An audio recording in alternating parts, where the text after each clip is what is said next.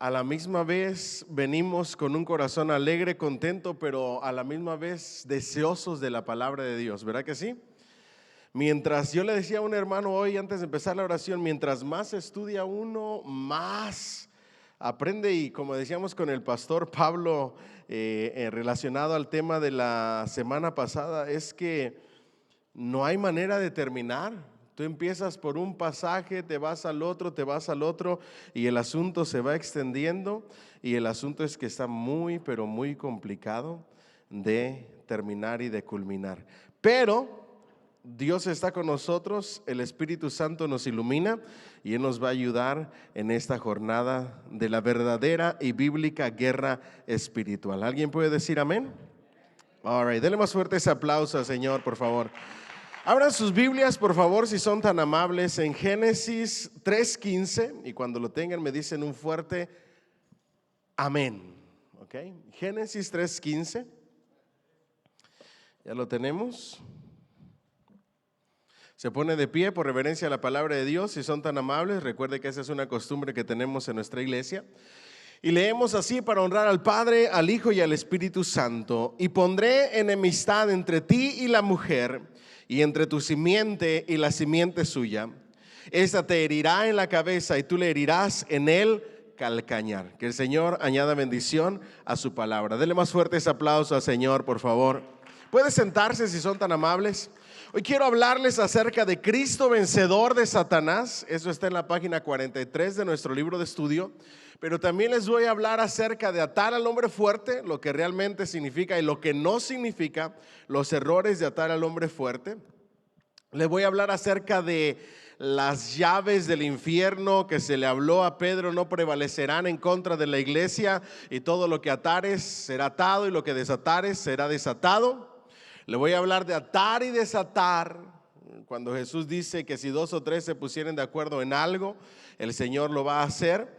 Y si Dios nos lo permite y nos da tiempo, vamos a hablar acerca de los espíritus territoriales, supuestamente, de los mapas espirituales y los fundamentos y todo lo que se dice hoy en día que no tiene ningún fundamento bíblico, y lo vamos a demostrar con la palabra de Dios, ¿ok?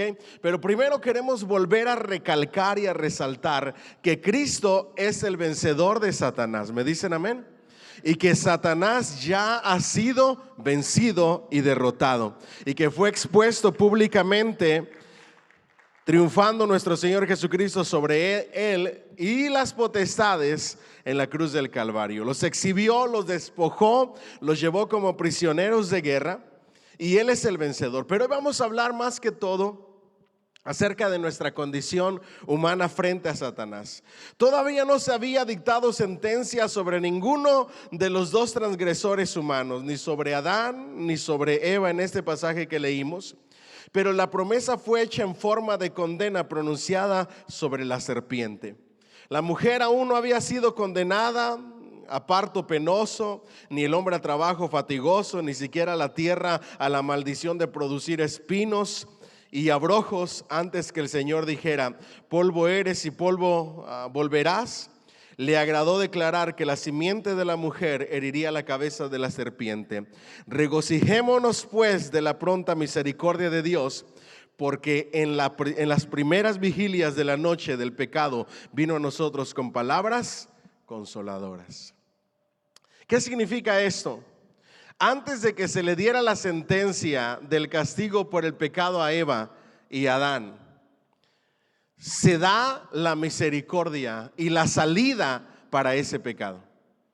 Todavía no se les dicta la sentencia, y el amor de Dios resalta en Génesis 3:15. La misericordia de Dios resalta y dice: esto es lo que va a suceder, y voy a poner enemistad entre la simiente de la mujer, entre la serpiente. La simiente de la mujer herirá a Satanás en la cabeza, lo va a aplastar, lo va a derrotar, pero Satanás le va a herir en el calcañar. Pero por esa gracia y por esa misericordia y ese amor, Él promete a un Salvador prometido que nos salvaría y nos limpiaría del pecado con su sangre preciosa. ¿Cuánto era una ofrenda de palmas al Rey? Estas palabras fueron claramente dirigidas a la serpiente, pronunciadas como castigo por lo que había hecho. Fue un día de cruel victoria para Satanás. Logró tentar a la raza humana, logró pervertirla, logró engañarla. La creación de Dios hecha a imagen y semejanza, y con esa misma victoria parcial le anegó el gozo que su mente tenebrosa era capaz de albergar. Se sintió gozoso, alegre, porque había ido en contra de la frágil creación de Dios, los seres humanos. Gratificó su malicia y complació su rencor en contra de Dios. Estoy hablando de Satanás, y en el peor sentido, destruido una parte de las obras de Dios, introduciendo el pecado al nuevo mundo. Pero aunque él haya ganado esa victoria, Satanás, nadie hay como nuestro Dios. Él es el Todopoderoso. ¿Alguien dice amén? Diga conmigo, Él es el Todopoderoso. Pero Dios toma iniciativa y asume personalmente la disputa y la pelea y la guerra. En pocas palabras, en Génesis 3:15 nosotros no encontramos tanto una batalla o una guerra entre Satanás y el ser humano, sino que Dios la hace suya, esa batalla en contra de Satanás. Y en otras palabras está diciendo, no solamente basta con que te haya echado del paraíso eterno y te haya quitado tu posición como un ángel importante y te haya hecho espanto serás y todo lo que dice la Escritura cuando fue lanzado por su rebelión, sino que ahora el Señor lo toma personal y dice, esa guerra ni siquiera va a ser de Adán y de Eva ni de los seres humanos, va a ser mía, y yo voy a mandar a alguien. Y nosotros sabemos quién es ese alguien, ¿verdad? Cristo Jesús, Dios encarnado, nuestro Salvador. Yo no sé qué le provoca eso. Para que pueda ganar esta guerra a la cual tú has y te has aferrado y has insistido en querer seguir peleando. Entonces lo toma personalmente la disputa, y donde ha tenido un éxito temporal, esta disputa no tendrá lugar entre la serpiente y el hombre, sino entre Dios y la serpiente. Ese, mis queridos hermanos y hermanas, es un mensaje de gracia y misericordia. Diga conmigo, misericordia. No obstante, tal vez al hacer esta promesa indirecta, el Señor quiso decir, no hagas esto por amor a vos, no hago esto por amor a vosotros, hombres y mujeres caídos, no por amor a vuestros descendientes, sino para que no sea profanado entre los espíritus el nombre del Señor. Diga conmigo, el Señor dice, por amor a mí mismo, para que su nombre no sea vituperado. ¿Me dicen amén? Para que su nombre no sea profanado entre los espíritus caídos. Estaba diciendo el Señor, repararé el daño causado por el tentador, para que mi nombre y mi gloria no sean menospreciados entre los espíritus inmortales que observan esta escena. A veces nosotros queremos ponernos en un lugar más alto del que nos corresponde. Pero la salvación de Cristo no solamente fue por amor a nosotros, sino también por amor de su propio nombre. ¿Me dicen amén? En la página 45 de sus libros, casi al final, tú le herirás en el calcañal. El alcance de estas palabras abarca la historia de las aflicciones de nuestro Señor Jesucristo en la cruz del Calvario. Ustedes conocen muy bien, pero el Señor le heriría en la cabeza. He ahí el quebrantado del poder real satánico, la eliminación del pecado, la destrucción de la muerte por la resurrección de Cristo, la conducción cautiva de la cautividad en la ascensión, la victoria de la verdad en el mundo mediante la venida del Espíritu, la gloria del último día en que Satanás será encadenado y por fin lanzado al lago que arde con fuego y azufre. ¿Cuántos han escuchado esa canción bien famosa? Ese corito que dice, para machacarle la cabeza al diablo se necesita ¿qué? El poder de Dios. Y luego dicen, machácalo, y hasta la bailan, machácalo, machácalo.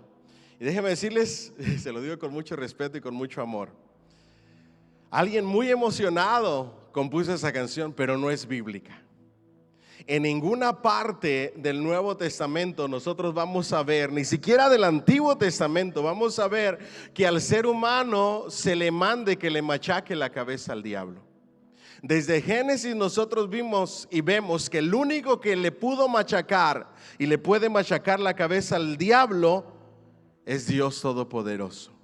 Nosotros no. Así es que dile al que está a otro lado, no le machaques la cabeza al diablo.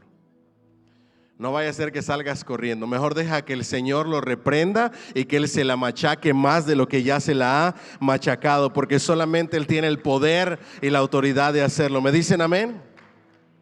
Ahora, dice, trataré el texto de tres maneras, dice Carlos Spurgeon, y esto es para los pastores, los predicadores y los maestros. Lo que me encanta y lo que me gusta de Carlos Spurgeon es que no es como esos predicadores que adaptan al texto a lo que ellos quieren decir, porque sí hay muchos. Y si ustedes buscan, por ejemplo, en YouTube, yo hoy estuve buscando algunos predicadores de falsa doctrina, no les voy a decir quiénes son, ya después se los diré, sobre atar y desatar, y ellos ya traen todo su repertorio de lo que ellos quieren decir y adaptan al texto a sus supuestas revelaciones e interpretaciones. Pero Carlos Spurgeon nos enseña, vamos a tratar el texto desde lo que el texto dice y enseña, no lo que yo quiero decir y adaptar el texto a lo que yo quiero enseñar, sino que yo se ha enseñado a través de la palabra de Dios. ¿Me dicen amén? Y nos habla acerca de tres cosas y tres aspectos que habla el texto. Número uno, los hechos. Se le prometió enemistad. Diga conmigo, enemistad. Enemistad, no amistad.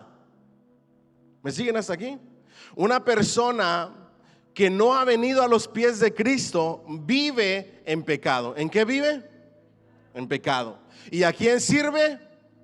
A su padre, el diablo. Una persona que está esclavizada al pecado, que no ha sido libertada por el poder de Cristo, se convierte en amigo de Satanás.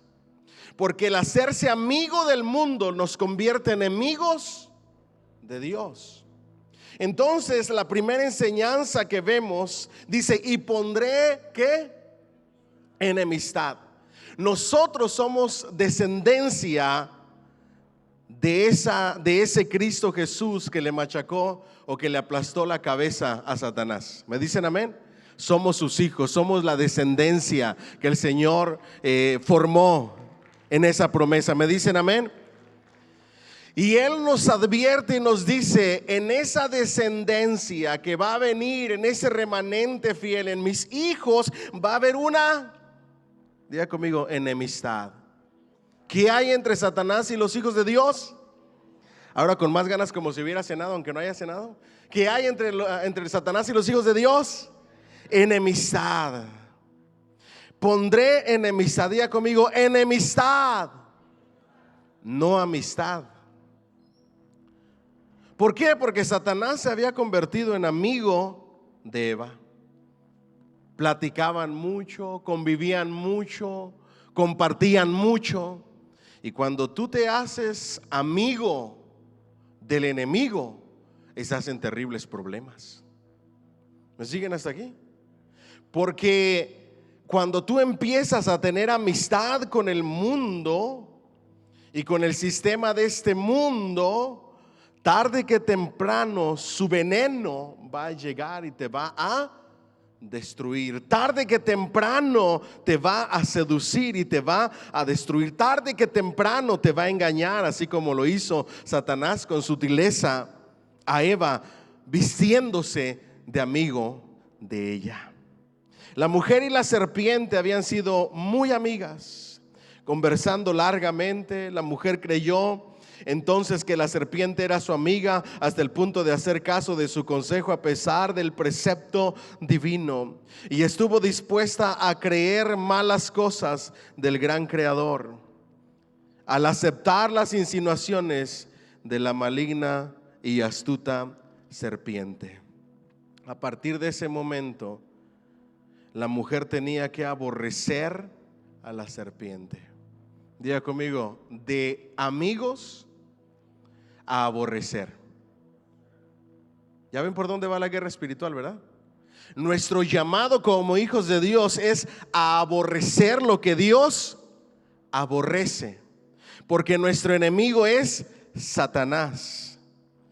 Tenía razones suficientes para hacerlo y siempre que se acordaba de él, lamentaba infinitamente haber prestado atención a sus palabras maliciosas y engañosas. Diga conmigo, prestar atención a sus palabras. La peor guerra que libramos es prestarle atención a las palabras del enemigo. Y dice que él manda dardos de fuego, diga conmigo, a mi mente. Son pensamientos, palabras del enemigo, ataques del enemigo, dudas del enemigo. ¿Y sabe cómo va a ganar el enemigo? Cuando usted no tiene el casco. ¿Me siguen hasta aquí? A la falta de palabra de Dios, cualquier palabra es buena. Y más si viene mal intencionada y a medias y transgiversada. Por eso es que los hijos de Dios debemos de tener cuidado con las palabras del error de nuestro enemigo, el diablo. Tanto cuidado tenemos que tener que el Señor le dice a través del apóstol Pablo a los Gálatas: Gálatas insensatos. ¿Cómo les dijo? Insensatos. ¿Quién les engañó?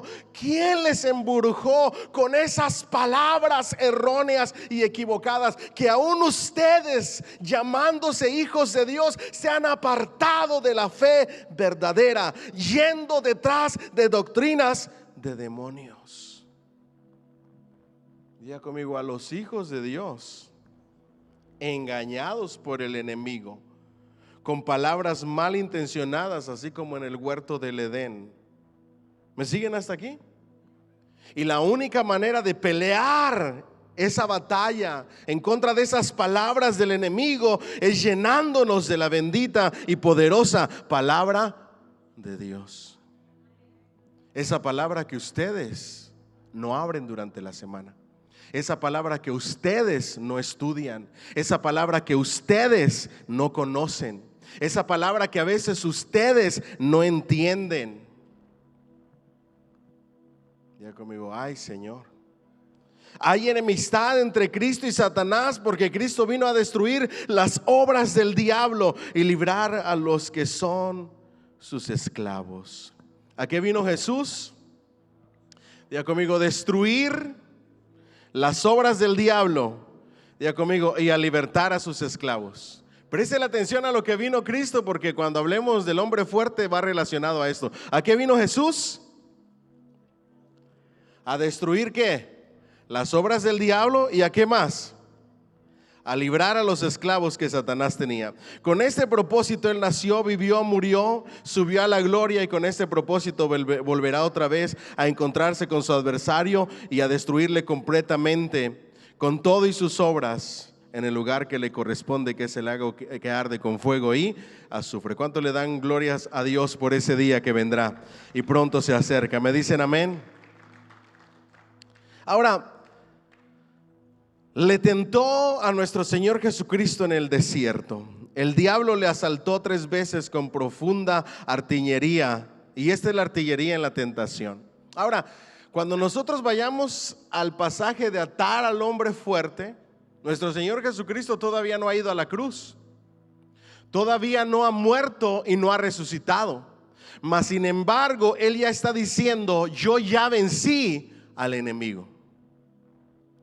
Yo ya entré, lo até y lo despojé de todo y liberé a sus esclavos. Eso fue el primer paso de lo que hizo Jesús en la victoria. ¿Y dónde se dio ese primer paso para que el Señor Jesús tuviera la autoridad y la potestad de atar al hombre fuerte? Diga conmigo, en el monte de la tentación. Él venció a Satanás y sus tentaciones para la honra y gloria de Dios y para beneficio de nosotros, sus hijos. ¿Alguien dice amén? ¿Cuál era la artillería que le llevó y que hoy nos lleva? Diga conmigo, adulación. Dile al que está a tu lado, cuidado con la adulación. Porque la adulación es pariente de la manipulación. Las palabras sinceras tienen límite, el exceso se llama adulación. Y por lo regular, cuando hay adulación, hay algo detrás de ello que te quiere sacar ventaja. Por eso no se crea cuando llega a comprar algo a un lugar y le dicen: mi amor, mi vida, mi reina, ¿qué vas a querer, preciosa? ¿Algo más, mi amor? Porque con esas palabras la está obligando a que compre más y gaste más. Y no se diga Satanás, ¿cómo adula? ¿Me siguen hasta aquí? Adula tanto que el propósito de él es que tú te esponjes con tu ego, de tal manera que seas altivo. Porque cuando él logra que la altivez y tu ego se esponje, sabe que tu caída está cerca. Mientras más adulación recibes, más tu carne te ensalza, más altivo te vuelves. Y mientras más altivo te vuelves, más Dios te mira de lejos. Diga conmigo: malicia. Palabras malintencionadas, falsas promesas malintencionadas, transgiversión de la palabra de Dios, astucia y falsedad. Pero el incomparable campeón, nuestro Señor Jesucristo, permaneció ileso y expulsó a su enemigo de ese lugar. Y salió huyendo, vencido y derrotado. No pudo en contra de nuestro Señor Jesucristo, aunque se atrevió a tentarlo. La última batalla en la cruz la ganó aplastando la cabeza de la serpiente. No acabó hasta despojar los principados y potestades y haciéndolo público, como les enseñé en la clase pasada que di. El conflicto de nuestro glorioso Señor continúa en su simiente. Predicamos a Cristo crucificado y cada sermón sacude las puertas del infierno. ¿A quién predicamos? A Cristo crucificado y resucitado. Y cuando se predica a Cristo crucificado y resucitado, ¿qué sucede en el infierno? El infierno se sacude. ¿Por qué? Porque llevamos pecadores a Jesús por el poder del Espíritu. Y cada convertido es una piedra arrancada del muro del fuerte castillo satánico. ¿Me dicen amén? Y llegará el día en que el maligno será vencido en todas partes y se cumplirá la palabra de Dios de Apocalipsis 12, 9 al 10. Cada alma que se le arrebata al enemigo, el infierno tiembla. Esa es la verdadera guerra espiritual, arrebatarle las almas al enemigo. Una buena iglesia, la verdadera iglesia de Jesucristo, está comprometida con predicar a Cristo crucificado y resucitado y ver cómo las almas vienen arrepentidas, entregándose a Cristo Jesús como Señor y Salvador de sus vidas. Ese es el milagro más grande que una iglesia puede recibir. Si el Señor me sana o no me sana, sea el nombre del Señor bendito. Si el Señor me provee o no me provee, sea el nombre del Señor bendito. Si hay panes y hay peces, gloria a Dios. Y si no los hay, sé vivir en la abundancia y en la escasez, sea el nombre del Señor bendito. Pero si no hay conversiones de almas, que el Señor tenga misericordia de nosotros, porque necesitamos hacer su obra y su labor. ¿Me siguen hasta aquí? Si la alabanza está bonita o no, sea el nombre del Señor bendito. Si mis hermanos me saludan o no, sea el nombre del Señor bendito. Si le caigo bien a la mayoría o no, sea el nombre del Señor bendito. Si me critican o no me critican, sea el nombre del Señor bendito. Yo vengo aquí a aportar y ser un instrumento en las manos de Dios para que las almas vengan a sus pies. Y de eso todos somos partícipes. A mí me ofende tanto, no personal, sino el evangelio, cuando hay personas que dicen: yo no hago esto o no hago aquello porque a mí no me gusta cómo se hacen las cosas.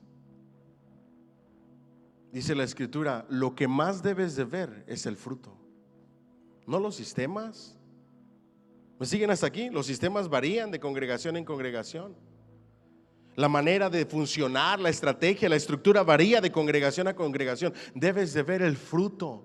Las almas están viniendo a los pies de Cristo. Glorifica a Dios y exalta a Dios y dale honra y dale gloria, porque Él es bueno, porque Él se está manifestando, porque Él está tocando los corazones, porque nadie puede llamar al Señor, Señor, si no es por el Espíritu Santo. ¿Me dicen amén? Ay, pastor, hoy el mensaje y la palabra no me llenó. y las almas siguen viniendo a sus pies. Yo creo que ahí el problema eres tú y no la palabra, porque la palabra sigue haciendo su efecto. Porque el Espíritu Santo sigue tocando corazones y las vidas siguen viniendo quebrantadas a los pies de Cristo. ¿Me siguen hasta aquí? Y mientras las almitas nos permitan darles un seguimiento, procuraremos dárselos. Pero no hay milagro más grande en la guerra espiritual que hacer temblar el infierno y rescatar a las almas del castigo eterno. ¿Me dicen amén? Y le da más fuertes aplausos al Rey de Gloria. Si ustedes me preguntan, pastor, ¿qué prefieres? ¿Ver que la gente se revuelque y que después ya esté como si nada? ¿O ver las almas que vienen a los pies de Cristo? Ver las almas que vienen a los pies de Cristo. Pastor, ¿qué prefieres? ¿Que un pie crezca y se haga más grande? Mire, yo puedo vivir bien aunque no me crezca el pie. Esa clase de milagros no se necesitan en la eternidad. Esos milagros no los prometió el Señor. El Señor dijo, alégrense sobre todas las cosas, no de que echan fuera demonios, sino de que sus nombres están escritos en el libro de la vida. De eso deben de alegrarse, de eso deben gloriarse. ¿Me siguen hasta aquí? Por eso el apóstol Pablo decía, si me sanas o no me sanas, gloria a Dios. Solamente ayúdame a predicar el evangelio y déjame ver cómo las almas vienen a tus pies, con enfermedad o sin enfermedad. ¿Me siguen hasta aquí? ¿Por qué? Porque la verdadera libertad que hace el poder de Dios en la vida de las personas es libertarlos del pecado, romper las cadenas del pecado y transformarlas por el poder de su Espíritu Santo. En realidad la liberación es parte de la conversión. Ahí es que viene la verdadera liberación. ¿Me siguen hasta aquí? No estoy negando que no haya liberaciones. Las liberaciones y en los endemoniados sí existen. No me ha tocado verlos personalmente ni lidiar con ellos, porque cada quien tiene su llamado. Pero lo que les voy a decir es que eso no es lo esencial en el llamado del Señor. Lo esencial en el llamado del Señor es ir y predicar el evangelio. Porque cuando el evangelio llega y penetra hasta partir el alma, las coyunturas y los tuétanos, las personas son liberadas. Y no solamente liberadas, nacen de nuevo, que es más glorioso todavía. ¿Me dicen amén? Esa es la verdadera guerra espiritual. Todo lo demás, mis queridos hermanos, Dios se encarga de todo con su glorioso poder. Pero en todo lo que veamos de guerra espiritual, ustedes se van a dar cuenta que la esencia es la palabra. El campeón ha venido al hombre. El campeón ha venido. El hombre niño nació, y aunque el dragón se llenó de ira contra la mujer y hace la guerra contra el remanente de su simiente, que es la iglesia, que retiene el testimonio de Jesucristo, la batalla es del Señor. ¿De quién es la batalla? Del Señor. Mía es la batalla, dice el Señor, y la victoria pertenece a aquel cuyo nombre es fiel y verdadero. Que el calcañal resultara herido, sabemos que tuvo que sufrir durante su vida.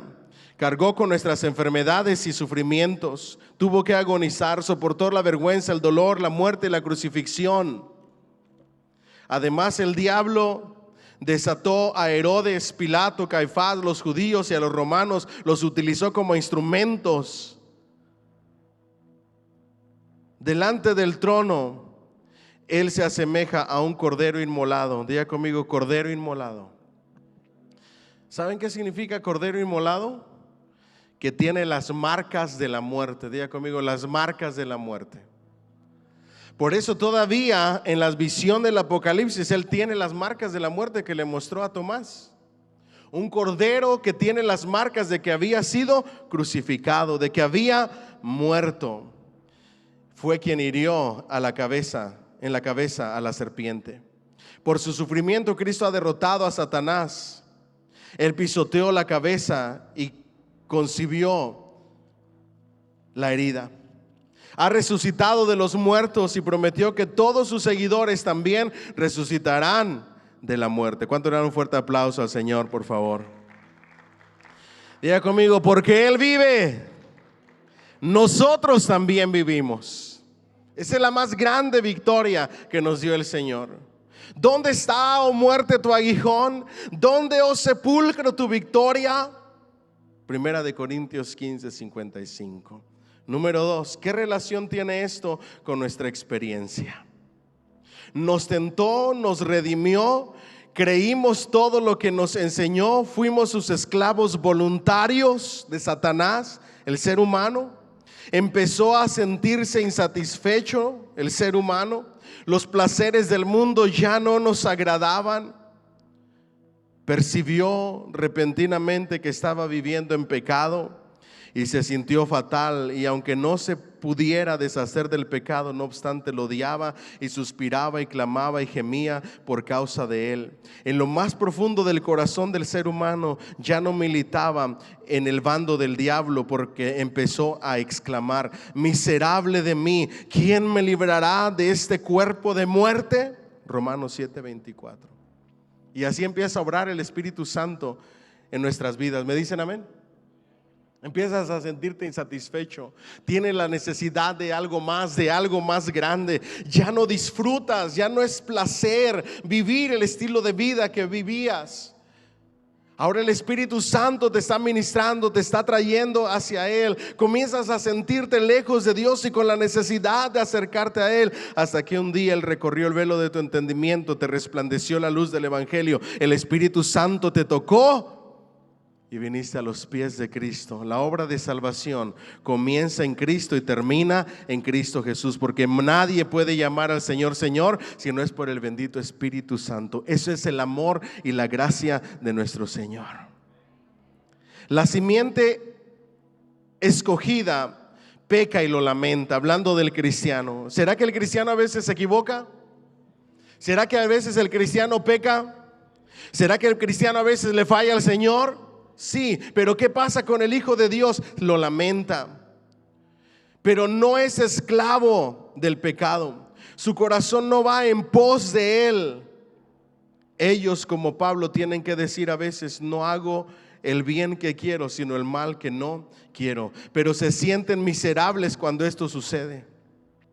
Asienten en su corazón que la ley de Dios es buena y suspiran y lloran suplicantes pidiendo ayuda para obedecer al Señor. ¿Qué hacemos cada día cuando le clamamos? Pedimos ayuda. Ayúdanos, Señor, a obedecerte. ¿Me dicen amén? Porque ya no están bajo la esclavitud del pecado. El poder y el dominio que la serpiente ejercía sobre ellos fue quebrantado. Ya no estamos bajo el dominio y el poder del pecado. El Señor nos ha librado de esa esclavitud. Yo no sé cuánto le dan gloria a Dios. El poder satánico es pues quebrado de este mundo. La culpabilidad por el pecado desaparece. Diga conmigo: la culpabilidad desaparece. Hijitos míos, estas cosas les escribo para que no pequéis. Porque hay gente que nos dice: entonces ustedes son perfectos, santurrones, nunca le fallan al Señor. Nada de eso. Somos personas imperfectas, somos pecadores redimidos y comprados y lavados con la sangre de nuestro Señor Jesucristo. ¿Me dicen amén? Con un deseo ardiente por querer agradar a Dios, con un esfuerzo y una ayuda del Espíritu Santo por agradar a Dios, suplicantes, pidiéndole al Señor que nos dé la fuerza, el poder y el dominio propio para obedecerle. Mas si alguno hubiere pecado, abogado tiene para con el Padre. ¿A quién? A Jesucristo el justo. Por eso es que ya no vivimos como esclavos al pecado. Hay una diferencia entre caer en pecado, fallarle al Señor, venir con un corazón contrito, humillado, arrepentido, lamentando cuando le fallamos al Señor, dar media vuelta y apartarnos y luchar en contra de ese pecado, a ser esclavos del pecado.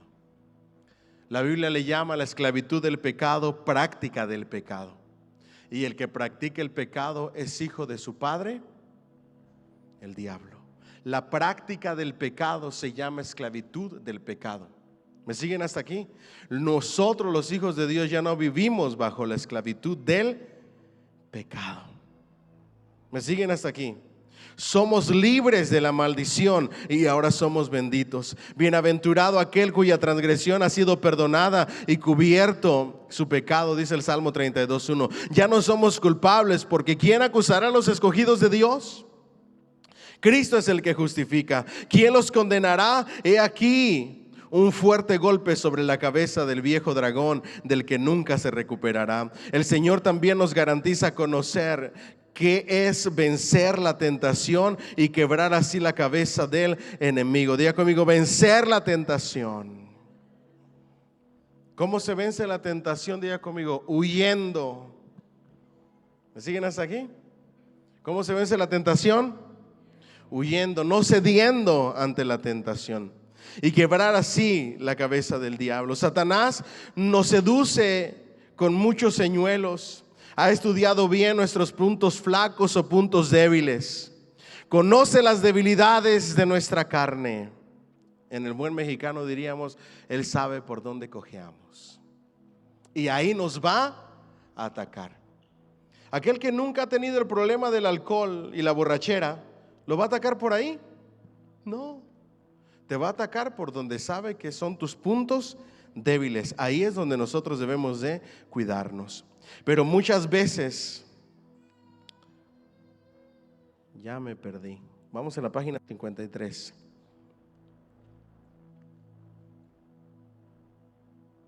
Vencer la tentación y quebrar así la cabeza del diablo. Satanás nos seduce con muchos señuelos. Ha estudiado bien nuestros puntos flacos, conoce las debilidades de la carne, pero muchas veces, bendito sea Dios, hemos desbaratado sus planes para su eterna vergüenza. Aunque él me matare, en él esperaré, dice Job 13:15. Tenemos la esperanza definitiva de que la contaminación del pecado en nosotros será destruida. Llegará el día en que estemos sin mancha y sin arruga, ni nada por el estilo. ¿Cuánto le dan gloria a Dios y le dan un fuerte aplauso? Diga conmigo: llegará ese día. Ahora yo les hago una pregunta: ¿quién va a lograr ese día? ¿Nosotros con nuestros propios esfuerzos? No. El poder transformador de Dios.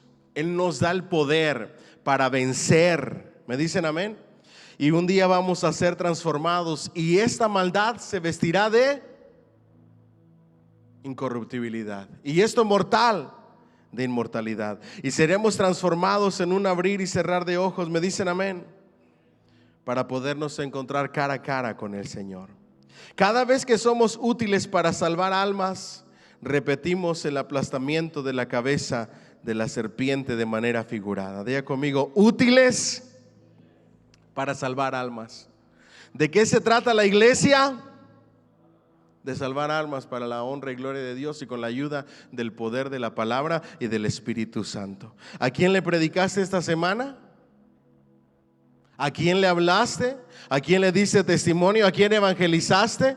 Porque según nos enseña la palabra de Dios, nos dice: predica el evangelio a tiempo y afuera de tiempo. Cada oportunidad que tú tengas, si de verdad quieres pelear la buena batalla en contra del enemigo, tienes que evangelizar.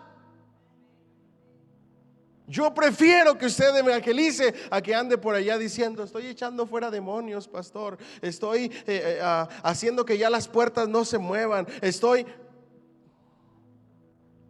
¿Qué nos hace que las puertas se muevan? Nada más nos asusta, that's it. No tiene ningún poder ni autoridad en contra de nosotros. Pero ¿qué hace cuando un pecador viene a los pies de Cristo? ¡Wow! Cuando predicando el evangelio rescatamos a los pecadores del error de su camino para que logren escapar del poder de las tinieblas, volvemos a herir la cabeza de la serpiente. ¿Por qué? Porque lo que siempre ha querido es destruirnos, y cada alma que le arrebatamos es un golpe fuerte para Satanás. ¿Me dicen amén? El estímulo. Y con eso vamos a cerrar la parte del libro para irnos al tema de atar y desatar. ¿Están listos? Y llamó a Adán el nombre de su mujer Eva, por cuanto ella era madre de todos los vivientes. Génesis 3:20. ¿Qué significa eso? ¿Ya había tenido hijos en Génesis 3:20? No. Apenas la promesa de su descendencia había sido hecha en Génesis 3:15. Todavía no había tenido ni hijos ni hijas, pero ya Adán había creído en la palabra y en la promesa de Dios. Por eso es que la palabra dice que por fe andamos y no por vista. Yo no soy lo que yo veo que soy. Yo soy lo que Dios dice que soy, y camino en fe de acuerdo a las promesas que Él me ha dado y lo que Él dice que ha hecho de mí. ¿Me dicen amén? Porque por fe andamos y no por vista. Adán le creyó la promesa al Señor y creyó en ese Mesías prometido, porque dijo: ella es madre de todos los vivientes. Ni Adán ni Eva pronuncian una palabra de queja contra la condenación de Dios o contra el castigo de Dios. Ambos aceptan la sentencia bien merecida con un silencio que denota la perfección de su resignación. Su única palabra está cargada de fe sencilla. Ya conmigo, no objeciones, simplemente aceptan el castigo. No dicen: ¿por qué a mí, Señor? Pero Señor, es mucho. Pero Señor, ¿por qué no lo reconsideras? Ya conmigo, me lo merezco. Cuando nosotros caemos en pecado y cedemos ante la tentación del pecado, que trae consecuencias destructivas, tú no vayas llorando delante de Dios a reclamarle. Tú no vayas a decirle: ¿por qué, Señor? ¿Por qué a mí? ¿Por qué me pasan estas cosas? Tú no puedes ir así, porque tú te lo buscaste, porque tú y yo lo hicimos a sabiendas del consejo de Dios, porque nosotros de manera premeditada lo hicimos. Y cuando venga el castigo y vengan las consecuencias del pecado, no podemos reclamar ni poner objeciones, simplemente con silencio aceptar lo que Dios disponga, aunque no me digan amén.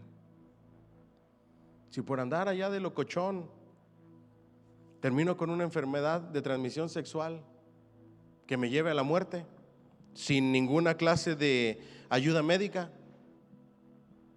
yo no le voy a reclamar a Dios. ¿Me siguen aquí?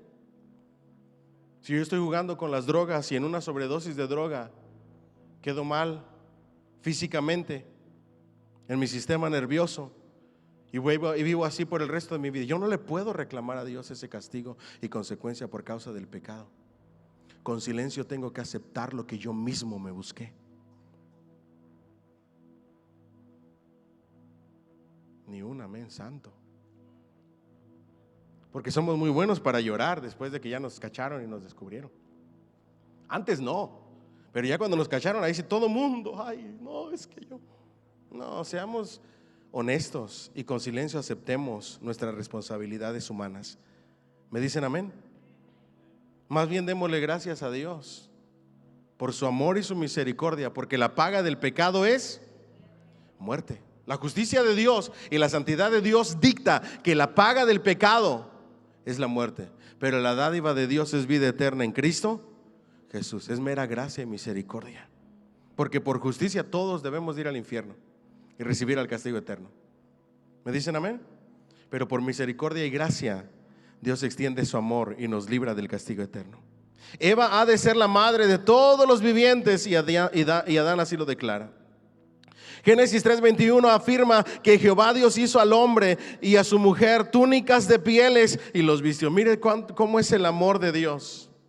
No les quita el castigo. Dios no quita las consecuencias destructivas del pecado.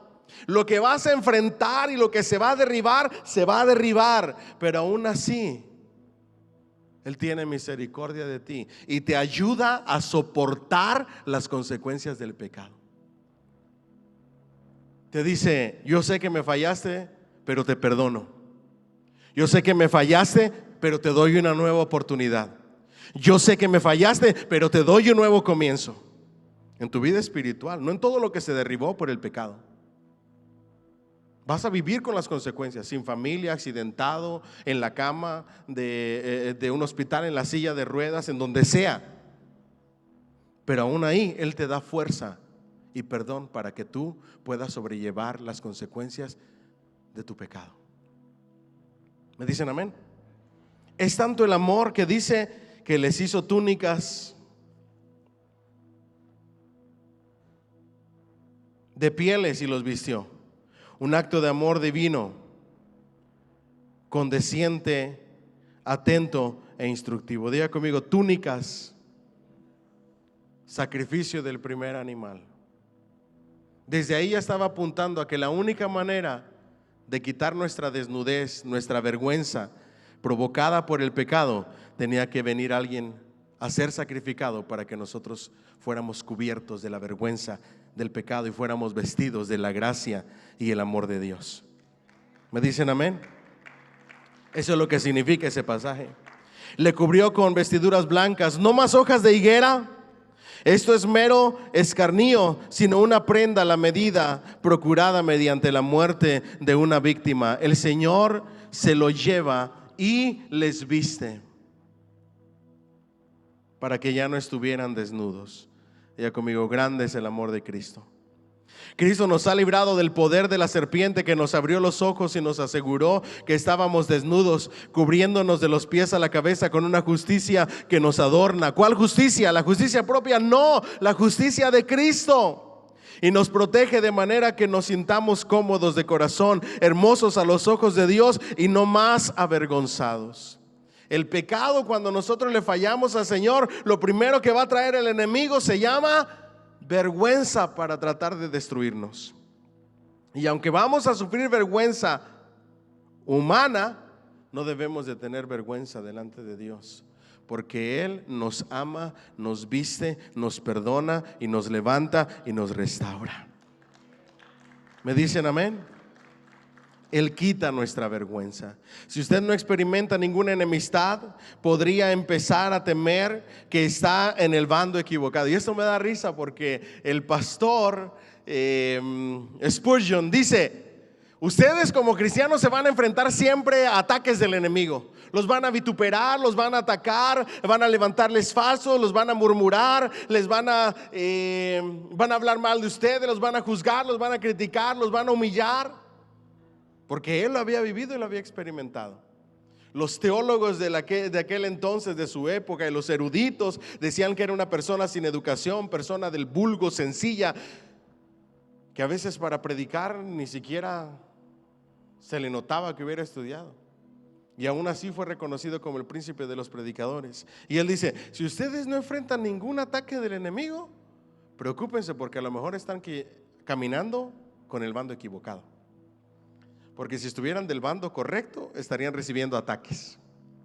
Por eso cuando todo está bien y tú dices: no, pastor, ¿alguna petición de oración? No, todo bien, todo bien. Preocúpate, porque a lo mejor estás caminando del lado equivocado. Porque cuando tú sigues a Cristo, nunca va a estar todo bien. Siempre el diablo va a andar como león rugiente buscando a quién devorar, ya sea en tu mente, en tu corazón, en tu familia, en tu trabajo, en tu vida espiritual, etcétera. ¿Me siguen hasta aquí?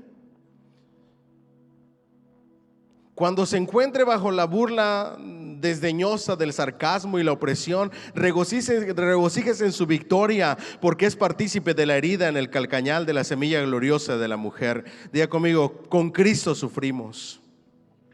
Pablo diría: con Cristo estamos juntamente crucificados. La batalla es contra Cristo en usted. Si no fuese de Cristo, el diablo no le molestaría. Lo que odia es Cristo en nosotros. Por eso nos odia. Si Cristo está en usted, nada le consternará, ya que por la fe usted vencerá al mundo, a la carne y al diablo. Por último, resistamos al diablo sabiendo que tiene una cabeza quebrantada. Martín Lutero decía, cuando el diablo le atacaba, ¿y saben dónde le atacaba a Martín Lutero según su historia? Martín Lutero, el reformador de 1517, no Martin Luther King, ¿ok? No me lo vaya a confundir.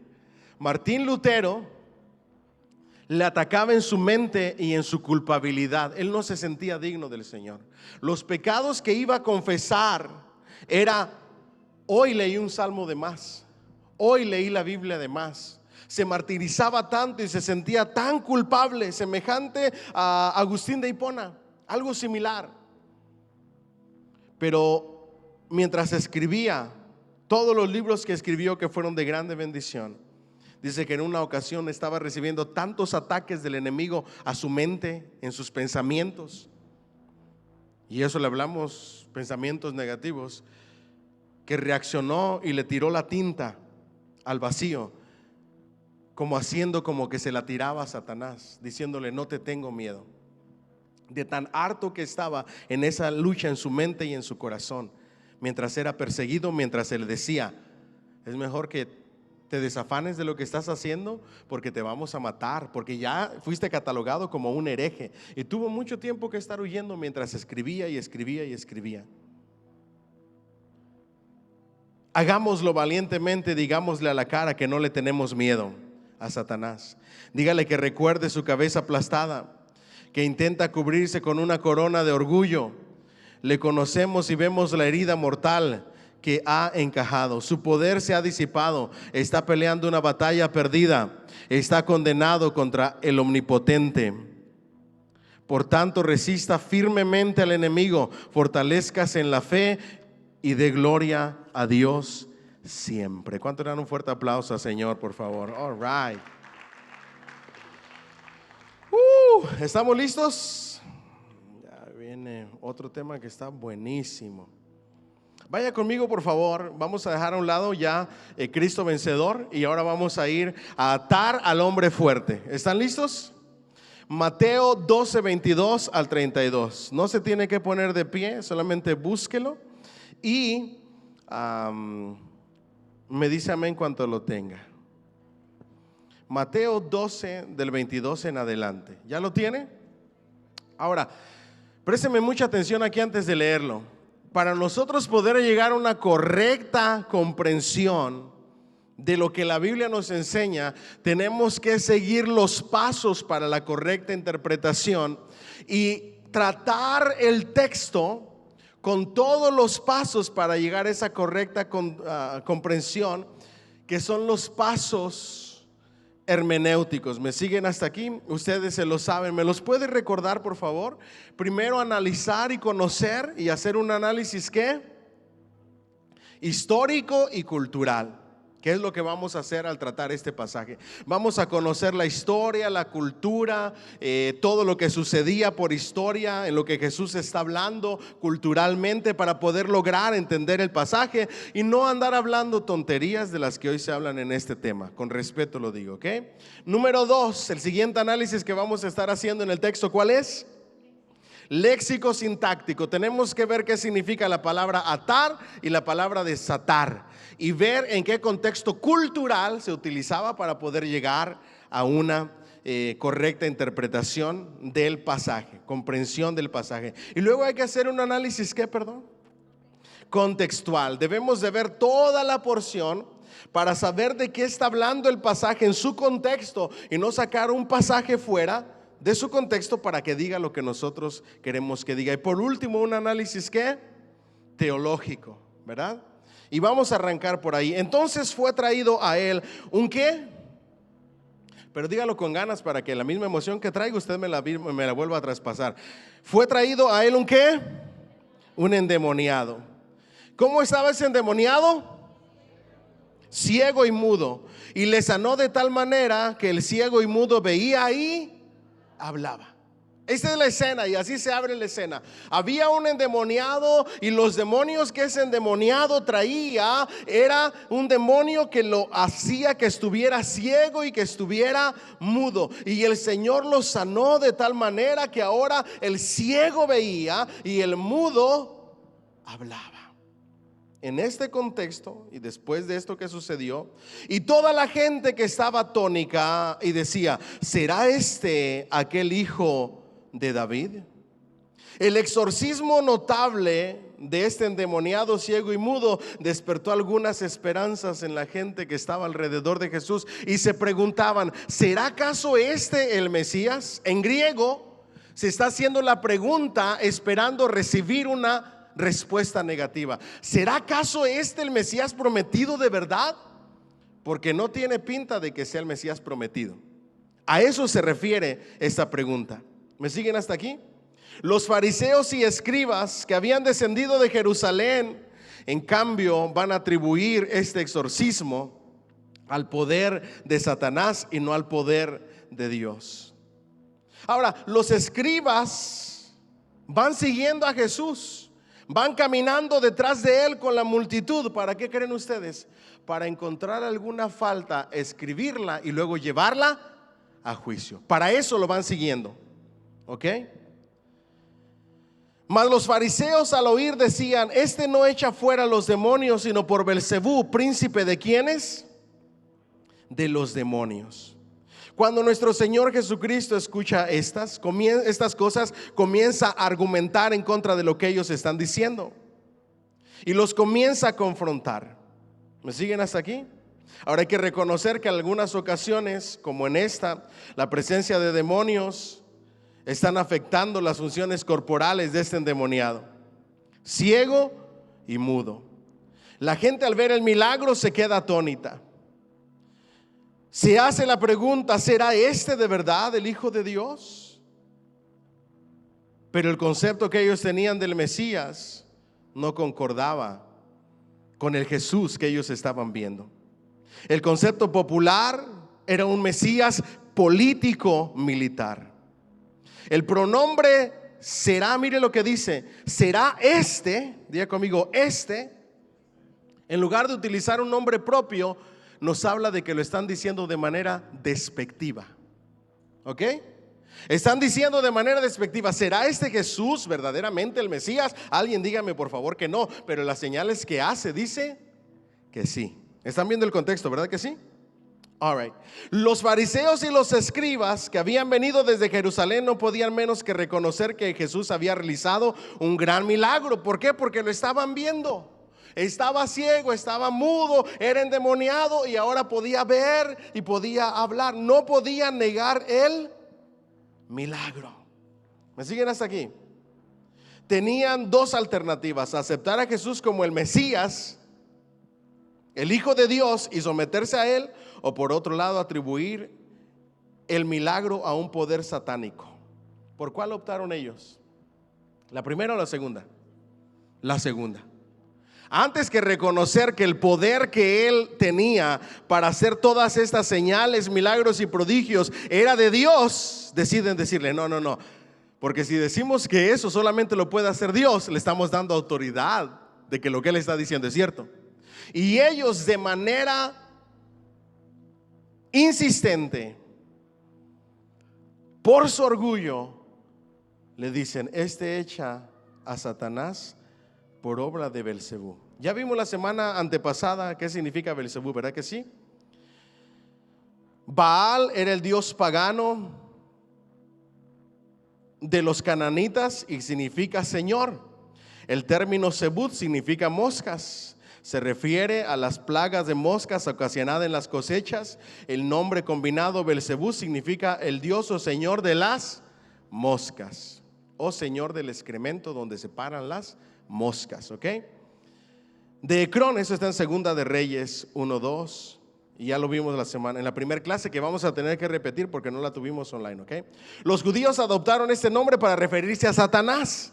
Por eso lo llaman el príncipe de los demonios. Entonces ellos están diciendo: por obra y poder de Satanás echa fuera a los demonios. ¿Me siguen hasta aquí?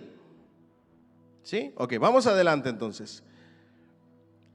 Sabiendo Jesús los pensamientos de ellos, si él estaba sabiendo los pensamientos, ¿cómo estaban hablando entre ellos?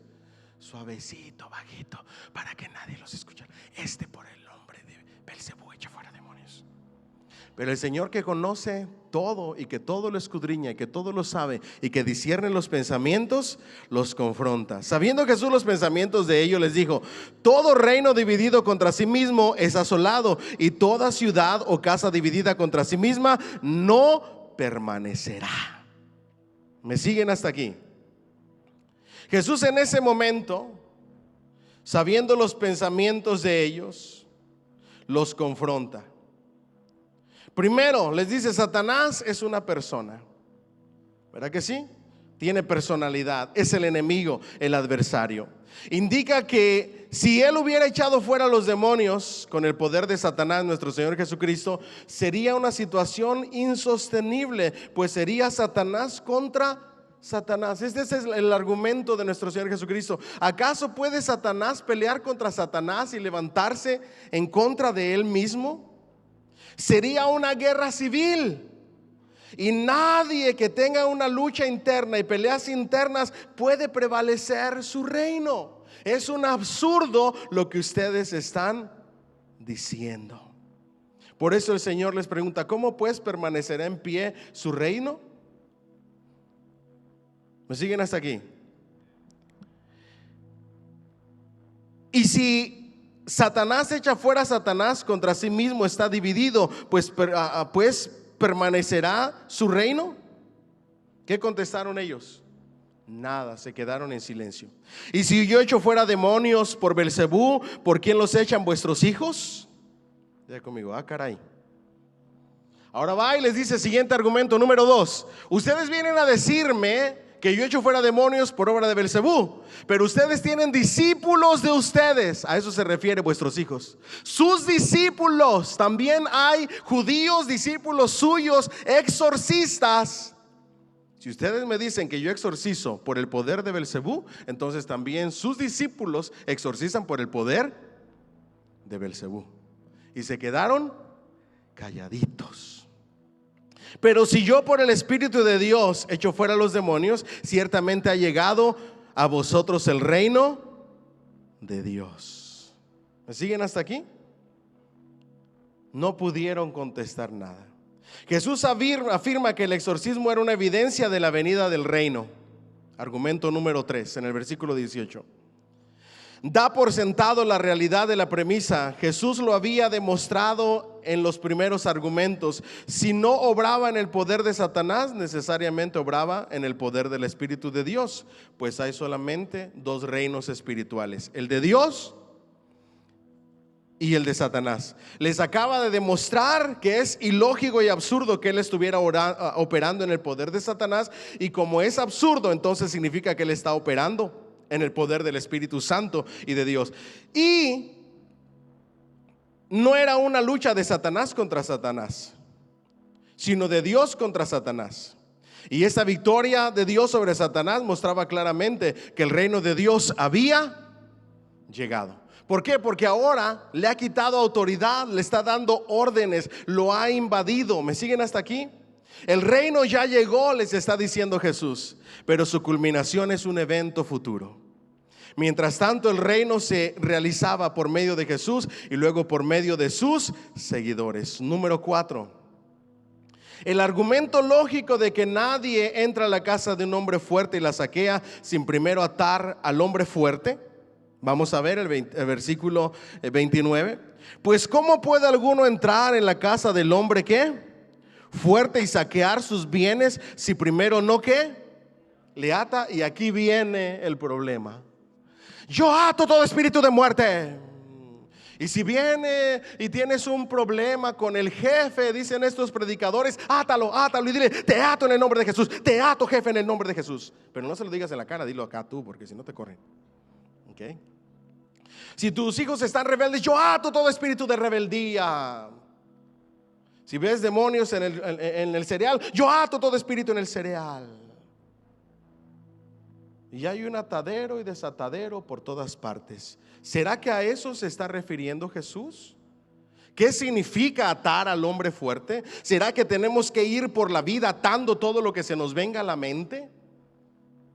Desato la bendición sobre mi vida, ato toda escasez, ato toda envidia que me tenga la gente, ato y desato y desato. ¿Será que a eso se refiere? Diga conmigo, es una analogía. Diga conmigo, una comparación, una metáfora. ¿Okay? Jesús describe el conflicto entre el Hijo de Dios y Satanás, que es el hombre, quien es el hombre fuerte. Este conflicto es ¿quién contra quién? Jesucristo y Satanás. Ahí no estamos nosotros los hijos de Dios. A nosotros no se nos manda a ir y invadir el reino de las tinieblas y atar y desatar en ninguna parte de la Biblia. ¿Me siguen hasta aquí? El conflicto del cual está hablando nuestro Señor Jesucristo es el conflicto de dos reinos espirituales, entre el reino de Dios y el reino de las tinieblas, entre Jesús el Hijo de Dios y Satanás, quien es el hombre fuerte. Es un conflicto entre dos seres personales. El hecho de echar fuera a los demonios indica que ya Jesús se había enfrentado con el dueño de ellos y los había vencido. Aún los agentes, los demonios, los servidores de Satanás se someten a la autoridad de Cristo. Quiere decir que Cristo ya ha vencido a Satanás, el hombre fuerte. Saquear significa arrebatar. Miren lo que dice: y saquear sus bienes. Y para algunos predicadores, saquear los bienes es: yo desato mi bendición, yo desato mi BMW, yo desato mis papeles. ¿Qué más le prometen? ¿Qué más desata la gente? Come on, porque siempre son cosas materiales y a nuestra conveniencia. Yo nunca he visto desatar ayuno, desatar oración, desatar consagración. Nunca he escuchado eso. Siempre yo desato carros último modelo, yo desato mis millones. ¿Dónde están mis millones de dólares? Desato la bendición del impío y la arrebato para que el Señor me la entregue a mí. ¿A eso se refiere la palabra de Dios? No, es un absurdo. Mire lo que significa realmente saquear los bienes del hombre fuerte. Saquear significa arrebatar y se refiere, más que probable, a la liberación de un esclavo de Satanás, que eran sus bienes y su propiedad. ¿Quiénes son los esclavos de Satanás que el Señor vino a saquear, a arrebatar, a libertar de la esclavitud de Satanás? Los pecadores. Diga conmigo: yo. Se refiere a las almas. No se refiere a los carros, a los papeles, a todo lo que le han prometido. No, lo que está saqueando y arrebatando son a los esclavos de Satanás. La casa del hombre fuerte se refiere al dominio de Satanás. Ya no tiene dominio. Ahora el dominio está sobre el Rey de Reyes y Señor de Señores. ¿Me dicen amén? A eso se refiere la casa. Diga conmigo: dominio. Pues Él es el príncipe de este mundo. Jesús ha invadido el territorio donde Satanás dominaba como rey.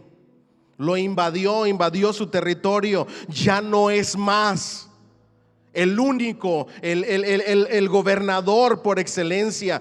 De ser príncipe de este mundo, hay alguien por encima de él, que es el Rey de Reyes y Señor de Señores. Su nombre es Cristo Jesús. A eso se refiere entrar en su casa, entrar en el dominio que él tenía como príncipe de este mundo y arrebatarle toda autoridad y dominarlo. Y lo ha vencido y limitado su poder sobre los hombres. Satanás sigue obrando con poder limitado hasta la segunda venida, pero su destino ya está definido. Diga conmigo: está atado. Diga conmigo: atado. Poder limitado. ¿Me siguen hasta aquí?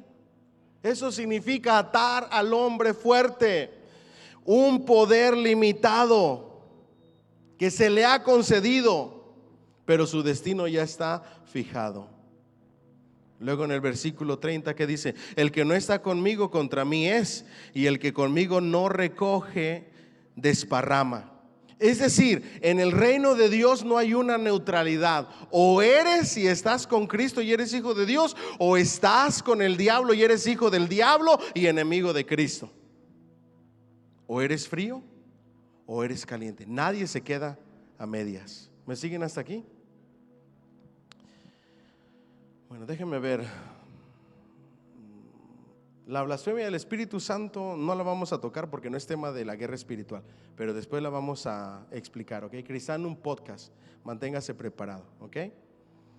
Porque es que no puede ser perdonada, etcétera. Pero ahora quiero hablarles acerca de los exorcistas judíos, ¿me lo permiten? All right, esta es historia y cultura.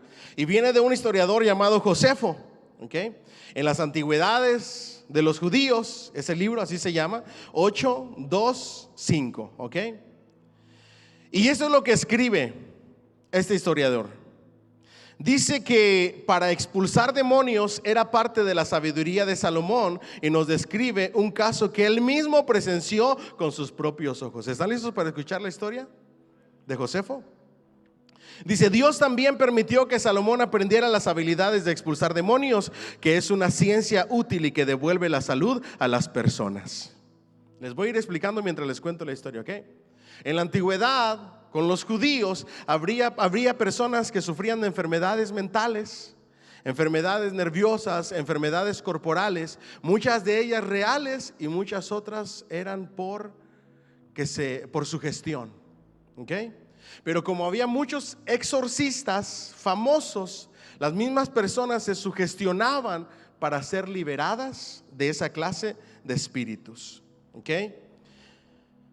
No hay mucho indicio de algo tan grande como vista a los ciegos, que los mudos hablaran, que los paralíticos se levantaran. La mayoría de ellas eran enfermedades mentales, y muchos piensan que lo que él llegó a ver era producto de la sugestión. Jesús, cuando habla de los exorcistas judíos, los usa meramente como argumento, no para decir que es real, ni para reprobarlo, ni para reprenderlo. ¿Por qué? Porque al final de cuentas Él les dice: vean mis obras que demuestran que yo vengo de Dios. ¿Me siguen hasta aquí?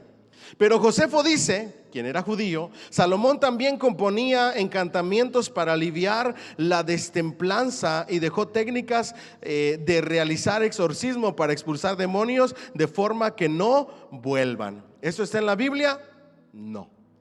Salomón en la Biblia hebrea judía no dejó absolutamente nada. Pero los judíos tienen muchos otros escritos de tradición judía, algunos de mitología y de como el libro de Enoch, ¿verdad? De ciencia ficción, de supersticiones, que le atribuyen a ciertos autores, pero no significa que Salomón lo haya hecho. De lo contrario, lo tendríamos ¿en dónde? En la Biblia. Empecemos por ahí, ¿ok? Dejó técnicas, y este método de cura sigue teniendo una gran vigencia, porque yo he visto a uno de mi propio país que se llamaba Eleazar, que liberaba a los endemoniados en presencia de Vespasiano y sus hijos y sus capitanes y toda la multitud de sus soldados. La forma de la cura era la siguiente. ¿Están listos para ver cómo era el exorcismo? Esto lo aprendí hoy, por eso vengo bien emocionado. No me lo sabía, lo aprendí hoy. Le digo que mientras más estudia uno, más aprende. Ponían un anillo que contenía una raíz de las que mencionaba Salomón en las fosas nasales del poseído, tras lo cual sacaban el demonio por la nariz del paciente, y cuando éste caía al suelo, inmediatamente conjuraban al demonio para que no volviera, mencionando a Salomón y recitando los encantamientos que él compuso. Diga conmigo: una raíz en la nariz. Olían esa raíz y salía el espíritu inmundo. Ustedes saben que eso trataron de hacer los exorcistas judíos con la mujer endemoniada a la que Jesús liberó de sus demonios. De ahí vino la conversión de Nicodemo, porque ellos no pudieron exorcizarla con sus tradiciones de exorcismo. Y ahí fue que un sacerdote se convirtió a los pies de Cristo. Yo le hubiera dado un fuerte aplauso al Señor. Ya habían tratado de liberarla y no habían podido. Diga conmigo: una raíz. Qué diferente la manera de exorcizar supuesta de los judíos a la manera de exorcizar de nuestro Señor Jesucristo, ¿verdad? Solamente ordenando por su autoridad. Pero Josefo dice más acerca de esta raíz, ¿ok?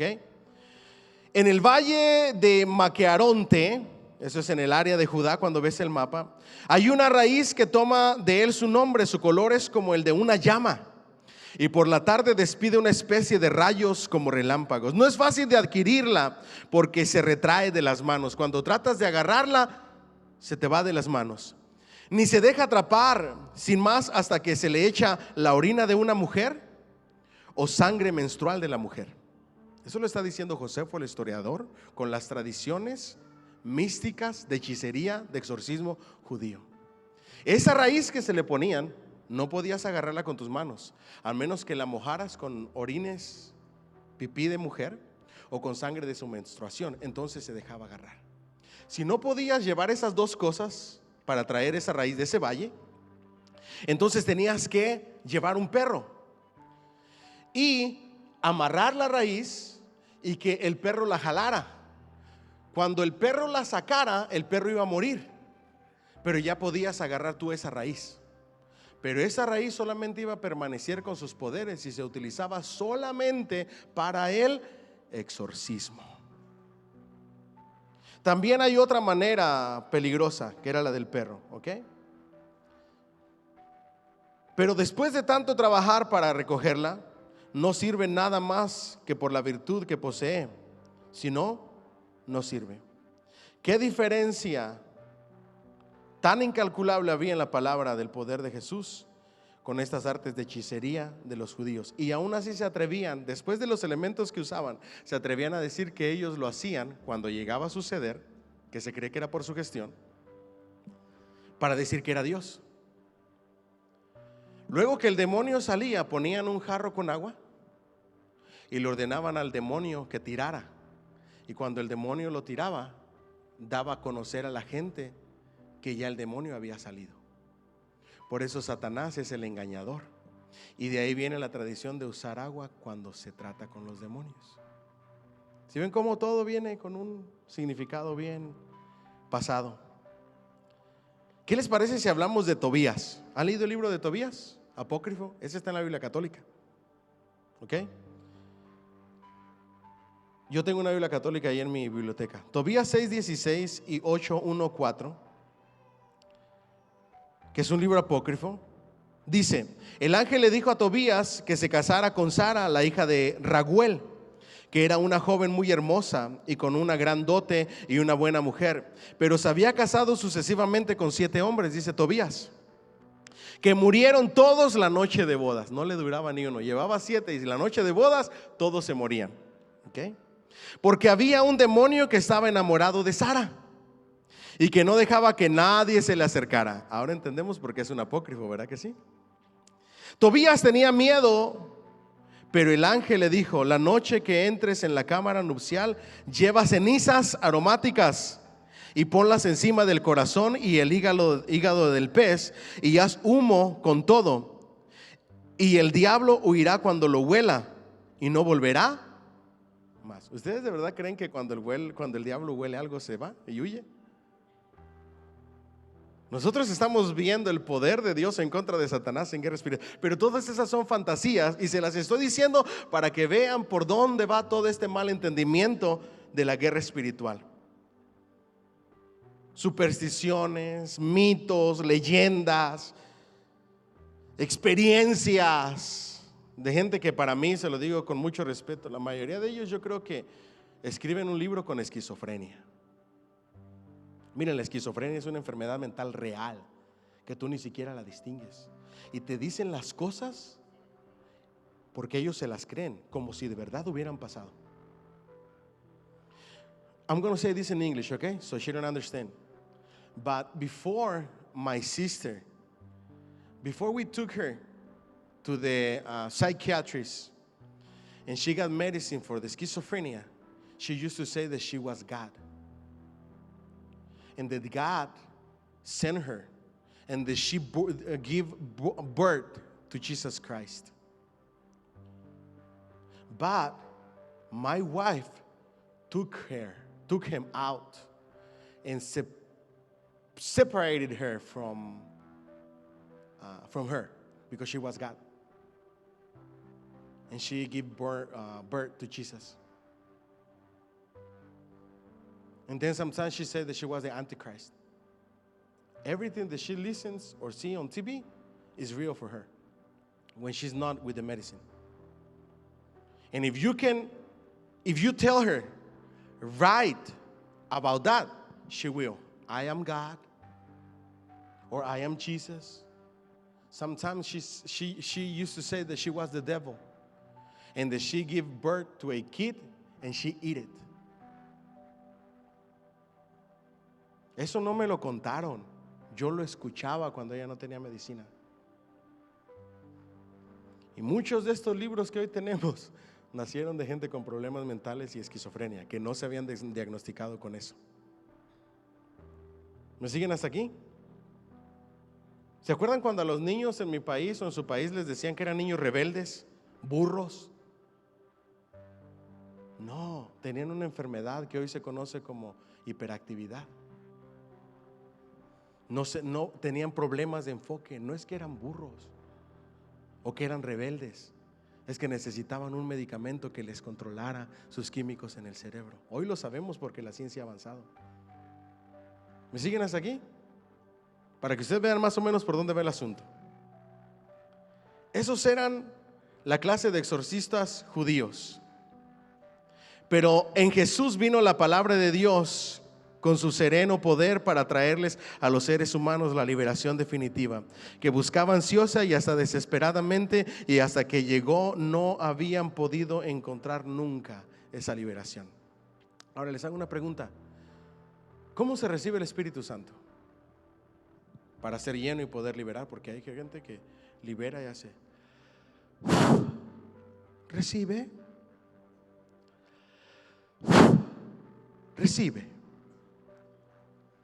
¿Así se recibe el Espíritu Santo? Yo no sé de dónde sacan eso, pero tú no ves a ninguna persona del Nuevo Testamento impartiendo el Espíritu Santo, soplando. El único que sopló el Espíritu Santo y que demuestra aliento de vida espiritual, no solamente Espíritu Santo, vida espiritual para hacer de ese polvo un alma viviente, es Dios en la creación. De ahí nadie más sopla. Dice que recibían el Espíritu Santo por medio de la imposición de las manos, pero no con soplidos. También practican liberación aquí, en la boca del estómago. Luego les voy a explicar de dónde sale eso. Aquí, como lo decía, pare, suéltalo. No, y te exigen que le ponga la mano aquí en el vientre, porque ahí es donde están, en las entrañas están los demonios. ¿Ok? ¿Dónde está eso en la Biblia? Que alguien me lo demuestre, por favor. ¿Dónde dice que los demonios están en las entrañas? ¿Qué hacía Jesús para liberar endemoniados? Sal fuera.